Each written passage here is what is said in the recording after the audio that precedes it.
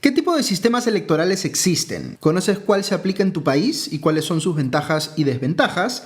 Pues aquí te lo explicamos. Bienvenidos a Hablemos de Política, un videocast de Comité de Lectura y la Fundación Konrad Adenauer en el Perú.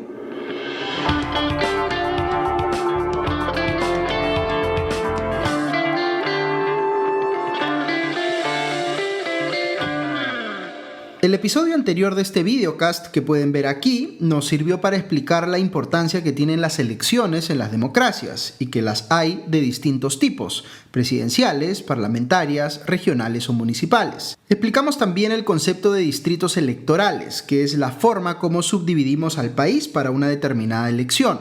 La elección presidencial, por ejemplo, la realizamos como si todo el territorio nacional fuese un único distrito electoral, mientras que en la elección para el Congreso subdividimos el país en 27 distritos electorales, de los cuales salen 130 congresistas elegidos. Ahora, ¿se han dado cuenta de que las reglas para elegir al presidente y a los congresistas no son iguales?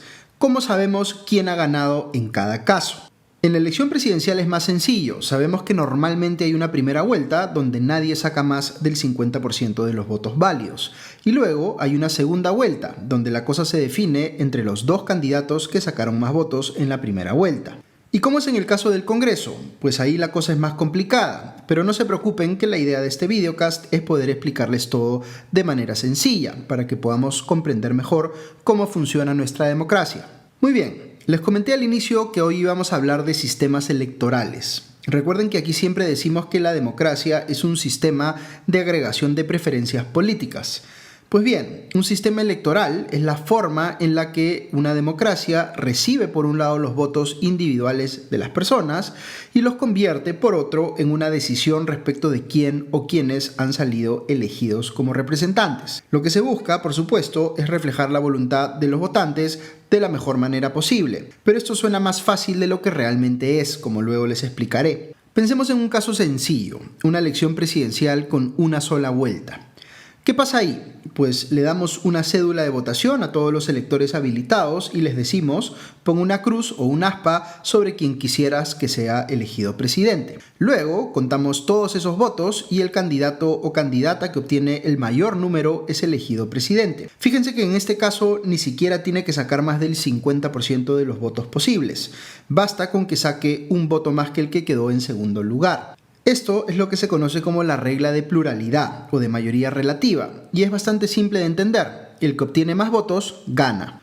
Pero decíamos que aquí tenemos una elección presidencial con segunda vuelta, porque lo que buscamos es que quien gane la presidencia haya recibido necesariamente el respaldo de más de la mitad de electores que marcaron un voto válido, es decir, que de todas maneras tenga más del 50%. Esta es una versión más exigente de la regla de pluralidad que les acabo de mencionar y se llama la regla de la mayoría o de mayoría calificada. La regla de la mayoría se utiliza mucho para elegir presidentes, pero algunos países la utilizan también para elegir congresistas. Les explico cómo con un ejemplo muy sencillo. ¿Se acuerdan que les dije que en nuestra elección parlamentaria subdividimos el país en 27 distritos electorales? Imaginemos un país que tiene un congreso con 20 escaños y que subdivide su territorio en igual número de distritos electorales. ¿Qué significa eso? Pues que cada uno de esos distritos electorales elige a un congresista. Esto es lo que se conoce como un distrito electoral uninominal, es decir, donde solo hay un puesto en contienda. ¿Qué pasa cuando las cosas son así? Pues ocurre algo similar a lo que les expliqué para el caso de la elección presidencial con una sola vuelta.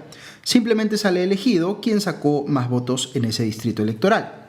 Digamos que en un distrito en particular hubo 3 candidatos. El candidato A sacó 45% de los votos, el candidato B sacó 35% y el candidato C sacó 20%. Gana el candidato A y se convierte en el representante de ese distrito electoral uninominal en el Congreso. Pero fíjense en un detalle importante. Si bien podemos decir que 45% de los votantes quería que A fuera su congresista, también podríamos decir que 55%, es decir, una mayoría respecto del total de votantes, no quería que A fuese elegido.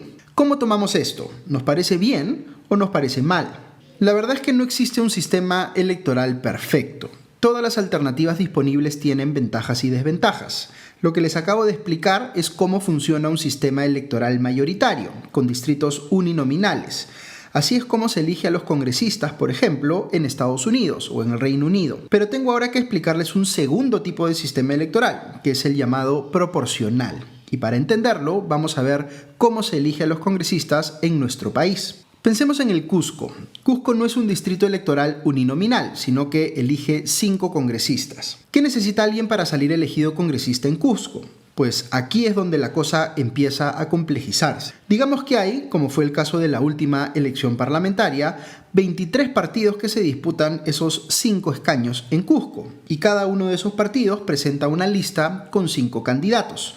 Es decir, tenemos 115 personas compitiendo por 5 lugares en el Congreso, correspondientes a ese distrito electoral. Lo que termina pasando es que el voto cusqueño se dispersa entre esos 115 candidatos. El que más votos obtiene apenas supera los 25.000, que si se ponen a pensar es bastante bajo si uno considera que Cusco tiene más de 1 millón de votantes en total. Aquí uno puede verse tentado a decir: tomemos simplemente a los 5 primeros lugares en el conteo de votos, y ahí tenemos pues a nuestros 5 congresistas por Cusco. Pero no es tan fácil. En el Perú la elección parlamentaria se hace por listas abiertas. ¿Qué significa eso? Que es el propio partido el que define, en este caso, quiénes van a ser sus 5 candidatos en Cusco y en qué orden van a estar. Se dice que las listas son abiertas porque los electores tenemos lo que se conoce como voto preferencial, es decir, podemos marcar los números de hasta 2 candidatos puntuales a los que quisiéramos darle nuestro voto. En un futuro episodio vamos a explicar más en detalle cómo funciona el voto preferencial, pero si este no existiera y las listas fueran cerradas, lo que harían los electores es votar por el partido como un todo, y por tanto lo que terminaría contando es cuántos votos obtuvo cada partido. Digamos que el que obtuvo más votos en total fue el partido A. ¿Qué hacemos entonces? ¿Le damos los 5 escaños a ese partido?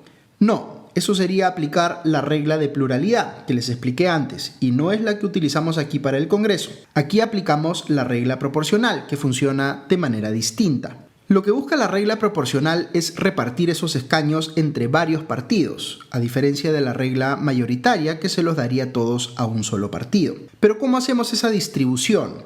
Pues detrás de la regla proporcional hay una lógica matemática algo compleja. De hecho, hay varios tipos de regla proporcional según el método matemático que se prefiera usar en un determinado país.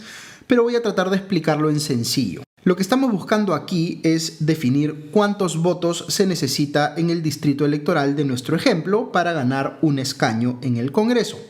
Este número es lo que se conoce como la cifra repartidora, y vamos a tener un episodio enteramente dedicado a explicar cómo se calcula esta última. Pero para no complicarnos por ahora, asumamos que esa cifra repartidora es de 10.000 votos. ¿Qué hacemos luego? Pues dividimos el número total de votos obtenidos por cada partido entre esa cifra repartidora. Para hacer sencillo el ejemplo, digamos que el partido A obtuvo 30.000 votos en total, el partido B obtuvo 20.000 votos y los otros estuvieron en 8.000 y 5.000 votos respectivamente. Al dividir esas cantidades entre la cifra repartidora nos da 3 y 2 en los 2 primeros partidos, pero en el tercer y cuarto el resultado es inferior a 1. Pues eso significa que esos 2 primeros partidos obtienen 3 y 2 escaños respectivamente. ¿Qué es lo que hace entonces el voto preferencial que antes les mencioné? Pues cambia el orden en el que van asignándose esos escaños. Si el partido A obtuvo 3 en un sistema sin voto preferencial,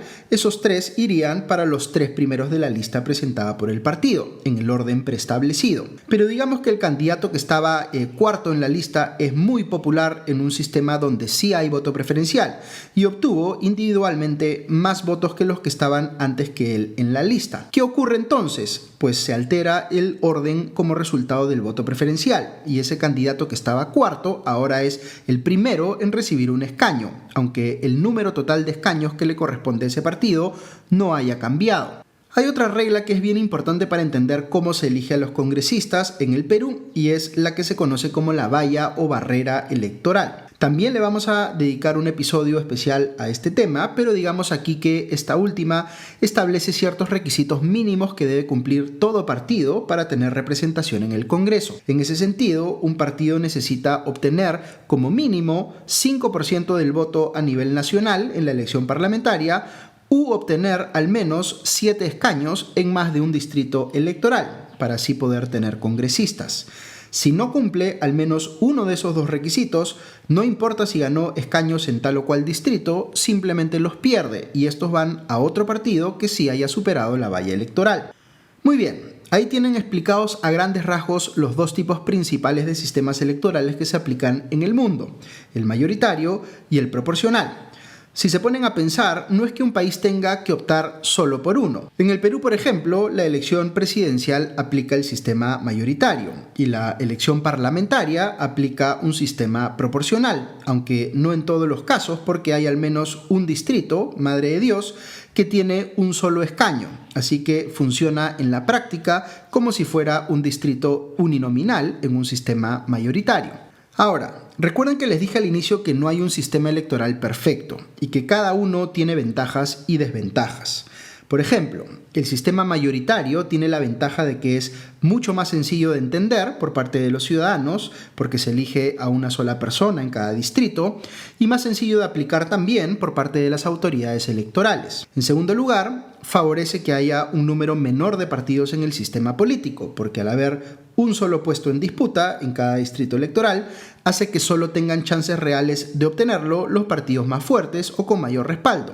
Y por tanto, lleva a que los partidos más pequeños terminen desapareciendo o los fuerza a juntarse con los partidos más grandes. Los países que tienen sistemas electorales mayoritarios, tanto en la elección presidencial como en la parlamentaria, tienden a ser bipartidistas, es decir, a tener dos grandes partidos que se alternan en el poder, y muy poco espacio para que terceros partidos ganen elecciones. Es el caso de Estados Unidos y del Reino Unido. Y la tercera ventaja, quizá la más importante, es que generan un vínculo más directo de rendición de cuentas entre el político elegido y los votantes del distrito electoral que lo eligió, pues estos saben que él o ella es su único representante y por tanto es más fácil exigirle que haga bien su trabajo o no reelegirlo si es que no lo hace bien. La gran desventaja que tiene el sistema mayoritario, como les digo, es que no refleja tan bien el nivel de dispersión que pueden tener las preferencias políticas en un país. Favorece pues a los partidos más grandes y esto es bueno por cuanto mejora la gobernabilidad, pero a la vez hace muy difícil que nuevos partidos entren a competir y deja sin representantes verdaderos a aquellos votantes que no se identifican con ninguno de los pocos partidos que suelen ganar las elecciones. En términos históricos, el sistema mayoritario es más antiguo. El proporcional aparece, en realidad, como un intento de corregir aquello que resultaba problemático del anterior. Cuando en un sistema proporcional hay distritos electorales que eligen a un número alto de escaños, pues eso da chances de competir a un mayor número de partidos y hace que los congresos, por ejemplo, sean más representativos, pero en perjuicio de la gobernabilidad y de la capacidad de alcanzar acuerdos. En los países con sistemas proporcionales no es inusual que se requiera armar coaliciones entre partidos, porque ninguno logra mayoría absoluta en el Congreso. Una forma de controlar esos problemas de dispersión en los sistemas proporcionales es con medidas complementarias, como la valla electoral que les mencioné, pero son solo paliativos. Ahora, si uno se fija, lo que está pasando en el mundo es que ambos sistemas electorales enfrentan sus propias dificultades, por razones distintas. En los sistemas mayoritarios hay una creciente sensación de que mucha gente no está verdaderamente representada por los partidos vigentes y preferiría que haya más y mejores alternativas. Y en los sistemas proporcionales, la ingobernabilidad se ha vuelto tan grande que se hace muy difícil imaginar que en un congreso los partidos políticos puedan ponerse de acuerdo respecto de algo importante. ¿Tiene esto solución? Pues así como no hay sistemas electorales perfectos, tampoco hay soluciones perfectas, pero sí algunas cosas que vale la pena mirar. Alemania, por ejemplo, tiene un sistema mixto que busca conjugar la regla proporcional con la mayoritaria. ¿Cómo así? Los alemanes votan por persona y por partido como temas separados. Lo segundo permite definir proporcionalmente cómo se distribuye el total de escaños en su Congreso, pero lo primero sigue más una lógica de sistema mayoritario, como si fuera un voto preferencial. Es pues un intento de balancear los pros y contras de ambos sistemas. Y luego hay otras alternativas más experimentales que vienen planteando algunos expertos. Por ejemplo, imaginen que cuando uno va a votar, lo que le piden hacer es marcar en la cédula no a una sola persona, sino a todas las personas que uno aprobaría que salgan elegidas. Es decir, que tu voto cuente para varias personas a la vez. O que en lugar de poner una cruz o un aspa, te pidan como votante que pongas un puntaje a cada uno de los candidatos. O que los pongas en orden de preferencia. ¿Cuál es tu preferido? ¿Cuál es tu segunda opción? Y tu tercera, y así sucesivamente. Son formas distintas de plantear cómo debiera funcionar el sistema electoral de un país, priorizando distintos criterios. Ninguna opción es perfecta, como les decía, pero sí es bueno que entendamos a grandes rasgos cómo funcionan y qué ventajas y desventajas tienen unas frente a otras, porque para que funcione nuestra democracia, de todas maneras necesitamos un sistema electoral, el que, con todas sus imperfecciones, sea el que más nos convenza. Muchas gracias por acompañarnos en este episodio de Hablemos de Política, un videocast de Comité de Lectura en alianza con la Fundación Konrad Adenauer en el Perú. Si les ha parecido interesante esta información y quieren estar al tanto de nuestros siguientes episodios, suscríbanse a nuestro canal, denle me gusta y compartir a este video de forma que podamos contribuir a que más peruanos hablemos de política. Que estén muy bien, nos vemos pronto.